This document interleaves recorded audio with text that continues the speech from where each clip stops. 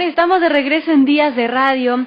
Recordamos que la noche del domingo el Legislativo aprobó 3 libros del Código Integral Penal con 99 votos a favor, 20 en contra y 6 abstenciones, de los 125 asambleístas presentes. La nueva ley tipifica delitos como el femicidio, el sicariato, incluye penas en contra de la mala práctica médica, daño de la naturaleza, el genocidio, etnocidio, homicidio culposo, la tortura, violencia sexual contra la mujer y la familia, corrupción de niñas, niños y adolescentes, actos de odio, estafa, hurto, tráfico de migrantes, falta de afiliación al IES, de enriquecimiento ilícito, terrorismo, concentraciones masivas, entre otros. También establece el endurecimiento y la acumulación de penas hasta 40 años. Bueno, recordemos que este nuevo código es parte de un proceso de reestructuración de la justicia que fue aprobado en el referendo de 2011 como uno de los medios de mejorar la seguridad interna. Para hablar sobre este tema, y que hay unos artículos polémicos, tenemos aquí a Ramiro García Falconi. Él es máster en finanzas, también es máster en ciencias penales y criminológicas de la Universidad Externado de Colombia, especialista en Derecho Constitucional de la Universidad de Salamanca y miembro del Instituto Ecuatoriano de Derecho Penal e Investigaciones Criminológicas y además catedrático de la Universidad Central del Ecuador. Ramiro, ¿qué tal? Muy buenas tardes. Muchas gracias, siempre un gusto. Bueno, hablando y introduciendo el tema del Código Penal, de este Código Integral Penal, ¿cuáles cree que han sido los artículos más polémicos que quizás no estaban en el anterior Código Penal y que ahora se lo ha introducido? Bueno, más que un nuevo código, realmente estamos frente a un nuevo sistema penal, donde se está reformando tanto la parte adjetiva, es decir, lo que hoy corresponde al Código Penal, la parte sustantiva, lo que hoy corresponde al Código de Procedimiento Penal, y la parte ejecutiva, que es lo que hoy corresponde al Código de Ejecución de Penas. Es decir, yo creo que no sería ni siquiera adecuado el establecer diferencias entre el Código Penal de ahora y el otro, porque son dos cosas totalmente diferentes. Es decir, parten de presupuestos conceptuales absolutamente diferentes.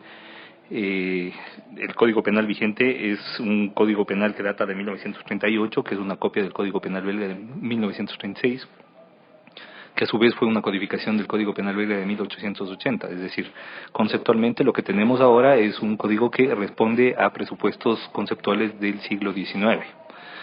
Sí, la parte positiva es que se ha avanzado en lo dogmático, en cuanto a teoría del delito, hacia conceptos mucho más nuevos, conceptos de fines del siglo XX, y esto pues resulta valioso, digamos. Otro de los aspectos positivos es que hasta hoy hemos tenido desperdigados por todo el ordenamiento jurídico una serie de normas con efecto penal. Estas normas con efecto penal pues están en diferentes leyes. Tenemos en el Código de la Salud, en la Ley General de Instituciones del Sistema Financiero, en la Ley de Mercado de Valores, en la Ley de Seguros, etcétera. Ahora todas las normas con efectos penales van a ir en el Código Penal, y esto también resulta valioso a efecto de seguridad jurídica. Pero por otro lado vemos que hay una apuesta muy fuerte al incremento de tipos penales y al incremento de penas en los tipos penales ya existentes, y eso sí es más que preocupante. ¿Por qué? Porque implica construir un sistema penal desde una ideología punitivista que, además de haber sido muy propia de las derechas aquí en América Latina, puede terminar desconfigurando el perfil del Estado constitucional de derecho, porque recordemos que es en el sistema penal donde los valores más importantes de la Constitución se encuentran en juego. Entonces, si uno quiere saber cómo funciona un marco constitucional, tiene que ir al sistema penal. Y vuelvo y repito, vemos con mucha preocupación que se está apostando y muy fuertemente a un mayor poder punitivo estatal. ¿Qué cree que se quiso lograr con esto, aumentar las penas y la acumulación de penas en este nuevo código? Mire, yo, como he dicho en reiteradas ocasiones, mucho me lamento que el gobierno ha caído en lo que nosotros denominamos en criminología el populismo penal. Es decir, tenemos un problema de inseguridad, claro, que es una reivindicación de la ciudadanía, el exigir mayor seguridad, el exigir que se reduzcan los índices de delincuencia, y un poco nos están dando un placebo, ¿no? Un poco nos están dando un elemento que definitivamente no nos soluciona el problema de la inseguridad, porque mire usted lo que ha pasado en los últimos 3 años. Prácticamente hemos triplicado la población carcelaria en el Ecuador y no ha bajado los índices de comisión de delitos. Es más, no sé si usted comparte mi percepción, yo creo que los niveles de violencia en la comisión de delitos se han incrementado. Puede ser, sí. ¿Verdad? Entonces uno siente que está en una sociedad más violenta, pese a que tenemos 3 veces más presos que antes. Entonces, lo que quiere decir que por la vía de encarcelar gente, de llenar cárceles y de construir nuevas y volverlas a llenar, no solucionamos el problema de inseguridad. Empezando porque el 90% de los delitos que se cometen no se judicializan. Es decir, lo que llega es nada más que un minúsculo segmento. Y a esto se le denomina la cifra negra del delito.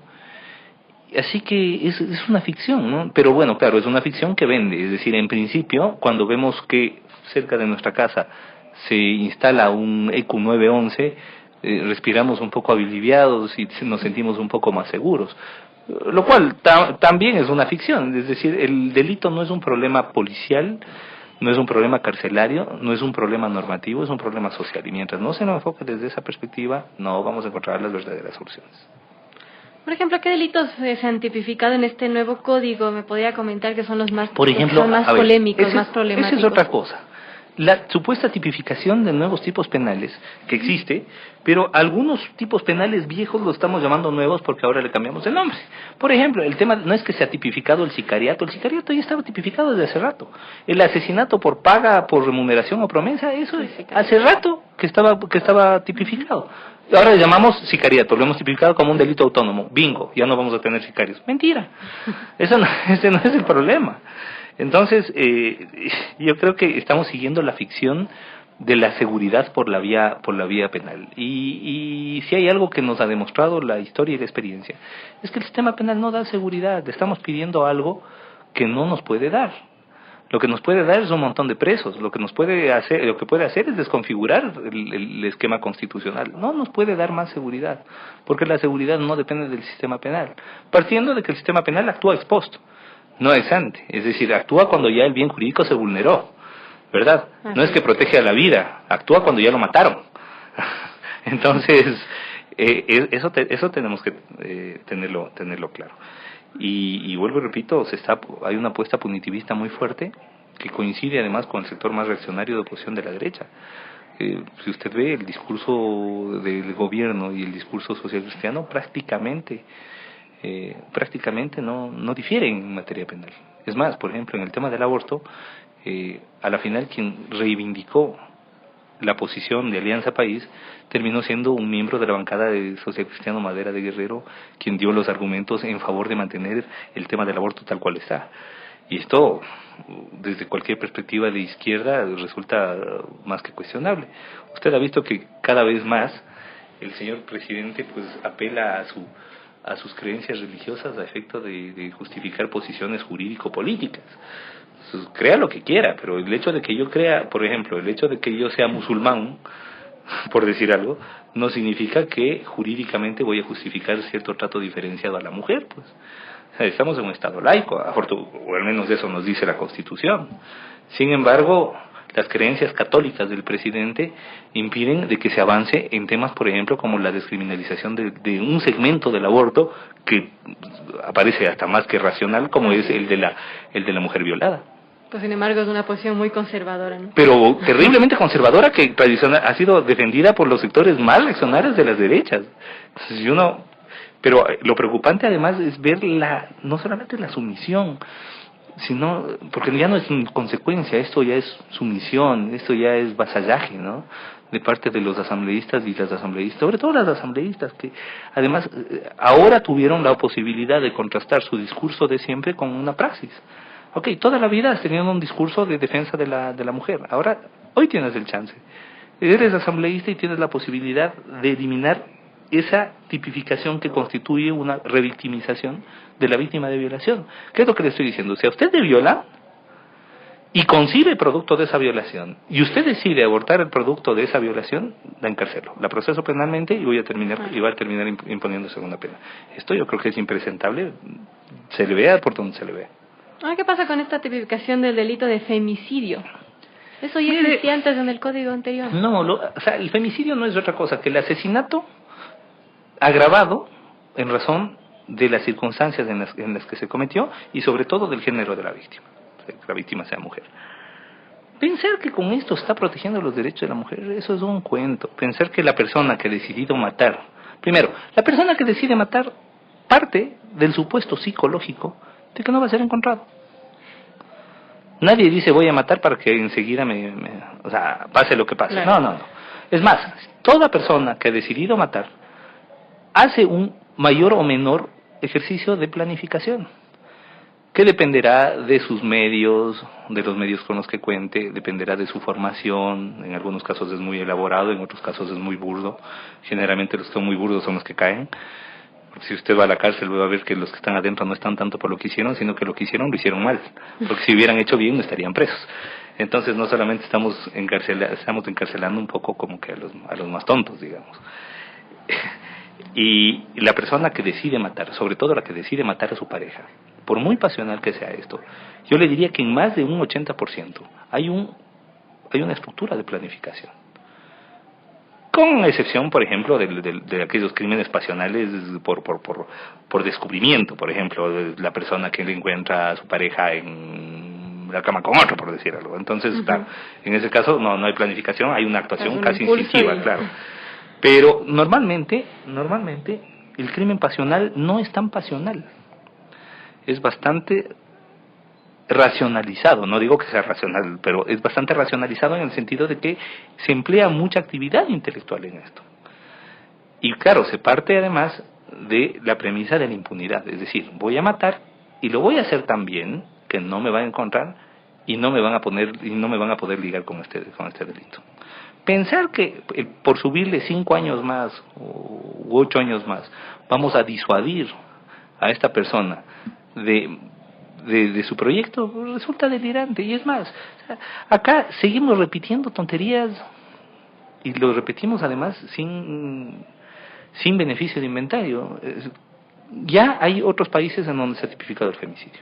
La pregunta es, ¿se han reducido los niveles de violencia y de muertes de mujeres? No se han reducido. Poner como ejemplo en el tema del femicidio a Ciudad Juárez, claro, donde la violencia se desbordó a tales límites que ya resulta metodológicamente incorrecto como ejemplo. Es decir, yo no puedo plantear un programa de seguridad en las escuelas y colegios poniendo como ejemplo el sistema educativo sirio, ¿verdad? Entonces, claro, si es que utilizo a Siria como ejemplo y lo que pasa en las escuelas y colegios en Siria, voy a terminar militarizando escuelas y colegios, ¿verdad? Es lo mismo pasa con el femicidio en Ciudad Juárez. Es decir, en Ciudad Juárez se desbocó y fue una cosa salvaje, una cosa bárbara, que fuera de todo lo racional y que no podemos asumirle como una estructura modélica para nosotros desde ahí configurar cómo proteger a nuestras mujeres. Es decir, los niveles de violencia aquí en el Ecuador distan abismalmente de los niveles de violencia que en Juárez se alcanzó en su momento. Es más, los niveles del resto de México distan abismalmente de los niveles de violencia contra la mujer que se alcanzó en Ciudad Juárez. Y sin embargo, el discurso del femicidio va impregnado justamente por este tipo de ejemplos. Ciudad Juárez, el campo algodonero versus México, donde por supuesto, se le sancionó por parte de la Corte Interamericana de Derechos Humanos a México por no haber implementado todo un sistema de búsqueda e investigación en relación a los actos de violencia en contra de la mujer. Esto no tiene nada que ver con nuestra realidad. Esto es otra cosa, es una cosa de locos. Pero en lo que sí no se ha trabajado es que el 80% de las sanciones que hemos recibido por parte de la Corte Interamericana de Derechos Humanos se refiere a abuso de la libertad, abuso de las medidas restrictivas de libertad personal, es decir, de la prisión preventiva. Y sin embargo, lo que se ha hecho en este código es ampliar la prisión preventiva. Ahora resulta, no sé cómo lo aprobaron, porque usted sabe que lo aprobaron ayer en la noche y ahora, claro, vamos a ver, yo tenía el proyecto 18, ahora debe haber un 18.1.a, ¿verdad? Entonces, donde escuché además que habían reformado como 70 artículos. Pero hasta el último proyecto que estuvo a mi alcance, ahora el juez obligatoriamente tiene que dictar prisión preventiva si es que el fiscal así lo solicita. Con esto no solamente que se está violando derechos humanos de manera directa, sino que inclusive se están comiendo el carácter acusatorio del procedimiento penal. ¿Por qué? Porque el principio acusatorio, que es fundante del proceso penal, conlleva la existencia de un órgano requirente y de un órgano decisorio independientes, lo que quiere decir que la Fiscalía requiere, el juez decide, y uno es independiente del otro, es decir, no dependen de la voluntad del otro. En este caso, se le está poniendo al órgano decisorio, al juez, como dependiente del órgano requirente, es decir, si el requirente requiere, usted tiene que obedecer. Eso es una vuelta a la Inquisición. Es una vuelta a los sistemas inquisitoriales de los que quisimos salir con la reforma del Código de Procedimiento Penal de 2000-2001. Y justamente sobre ese tema de la prisión preventiva, la Fundación para el Debido Proceso sacó hace unas 2 semanas un informe donde justamente cuestionaba este tema. Sí, ¿no? Lo tengo. He accedido justamente a este informe. El instituto que yo presido está trabajando en este momento también en un programa de investigación sobre la prisión preventiva, desde una perspectiva diferente. Lo que hizo la Fundación para el Debido Proceso fue una investigación sobre todo estadística. Nosotros estamos haciendo una investigación jurídica en donde estamos contrastando los estándares que la Corte Interamericana de Derechos Humanos en un montón de casos, entre ellos varios contra el Ecuador, como por ejemplo Chaparro Lapó versus Ecuador, Tibi versus Ecuador, Suárez Rosero versus Ecuador, ha establecido como legítimos para la prisión preventiva, y los estándares que están utilizando nuestros jueces, que son 2 temas abismalmente separados, es decir, entre lo que la Corte Interamericana establece como mecanismos de protección de la libertad personal y sobre todo 7.2 no prisión preventiva ilegal, 7.3 no prisión preventiva arbitraria, y lo que hacen nuestros jueces, hay un mundo de diferencia. Ahora, bueno, hablando un poco sobre la calumnia, usted me decía que, bueno, este código tiene algo de positivo y es que tiene algunos avances dogmáticos, pero sin embargo parece que aún tipifica temas como la calumnia.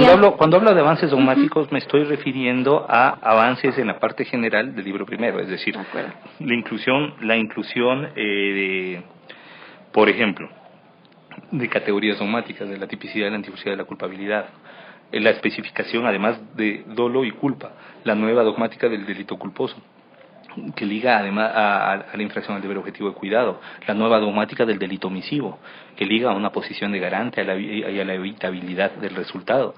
O sea, todo esto racionaliza de alguna manera, pero eso es la parte general. Ahora, si vamos a la parte especial, es una locura. Pero no solamente un incremento de tipos penales, sino una relación tan laxa, tan abierta, tan vaga, por decirlo de alguna manera, de las conductas penadas, que prácticamente puede implicarse a cualquier cosa. Entonces, si ustedes toman, por ejemplo, el capítulo 6, que el capítulo 6 es de pavor.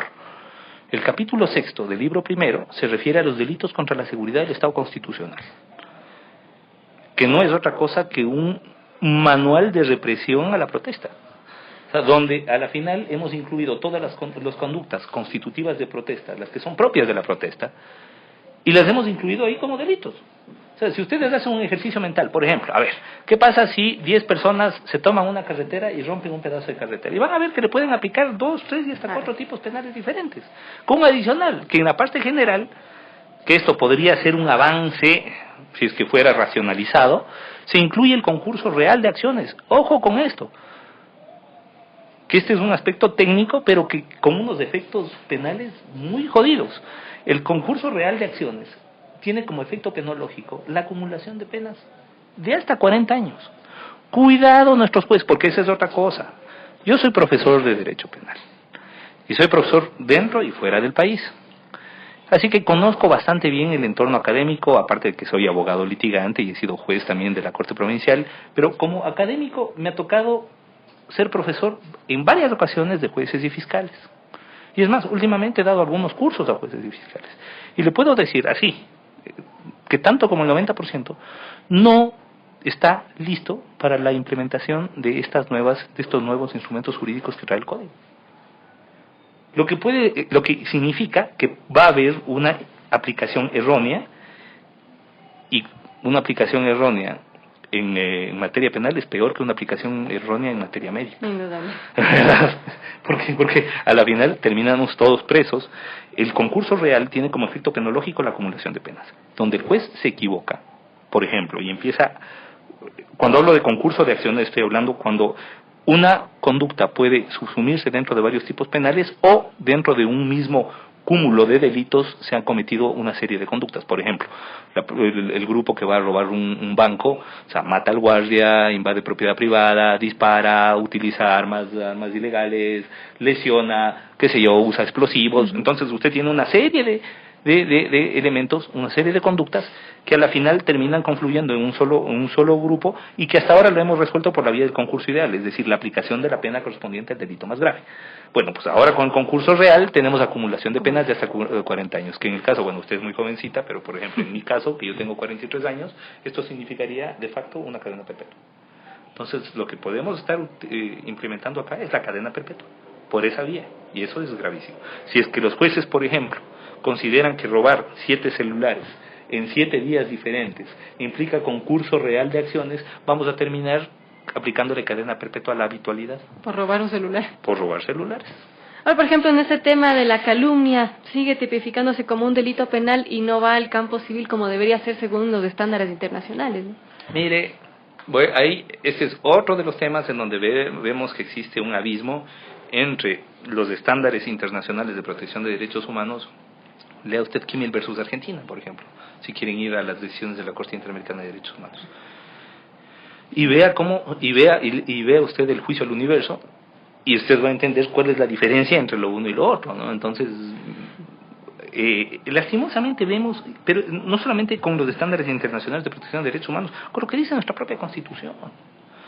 O sea, cada vez la Constitución se vuelve más utópica, más lírica, más irreal, más insultante, porque además el momento en que uno se siente insultado cuando lee la Constitución y analiza la praxis.